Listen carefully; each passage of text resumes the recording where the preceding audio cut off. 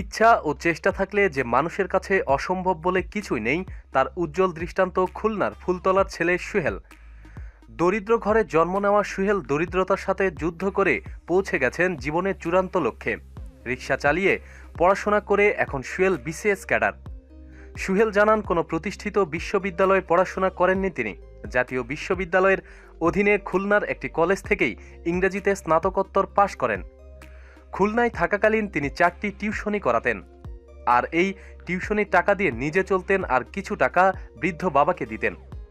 স্নাতকোত্তর পাশ করে সুহেল ঢাকায় আসেন ভালো কিছু করার আশায়। নতুন পরিবেশে সবকিছুই নতুন, কিন্তু ভালো কিছু করতে হবে এই দৃঢ় প্রত্যয়ে তিনি অবিচল থাকেন। ঢাকায় এসে মনে প্রাণে লেখাপড়ায় মনোনিবেশ করেন। দিনের অধিকাংশ সময়ে পাবলিক লাইব্রেরিতে থাকতেন পড়াশোনা করার জন্য, আর রাতে একটি কোচিংয়ে ক্লাস নিতেন। কিন্তু কোচিংয়ে ক্লাস বেশি দিন নিতে পারেননি। একসময় বাধ্য হয়ে রাতে কিছুটা সময় রিকশা চালান নিজের খরচ ও পরিবারের খরচ মেটানোর জন্য।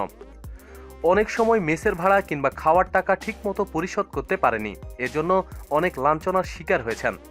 কিন্তু হাল ছাড়েনি সুহেল। সদ্য প্রকাশিত 34তম বিসিএস পরীক্ষার চূড়ান্ত ফলাফলে তার নাম আসেনি, তাই বলে তিনি হতাশ হননি। সামনে লক্ষ্য 35তম বিসিএস এর লিখিত পরীক্ষার ফলাফলের জন্য অপেক্ষা।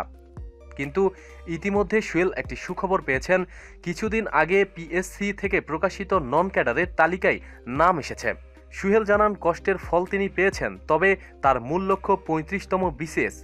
35তম বিসিএসে তিনি শিক্ষিত হতে পারবেন, এমনটাই প্রত্যাশা খুলনার ছেলে সুহেলের। প্রতিদিন সব খবরাখবরের জন্য সাথেই থাকুন এবং সাবস্ক্রাইব করুন। ধন্যবাদ।